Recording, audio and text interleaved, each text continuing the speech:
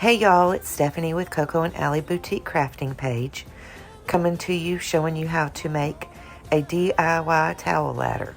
Take two 7/8 inch by 36 inch dowel rods and one 3/8 inch by 36 inch dowel rod. Cut the 3/8 inch one into three 12-inch pieces. Then you're going to stain or paint your wood whatever color you like. Then you're going to mark your 7/8 inch ones at 9, 18, and 27 inches, and then attach the 12-inch pieces at the 9, 18, and 27 inch marks using jute or twine. Just wrap it around, going in both directions.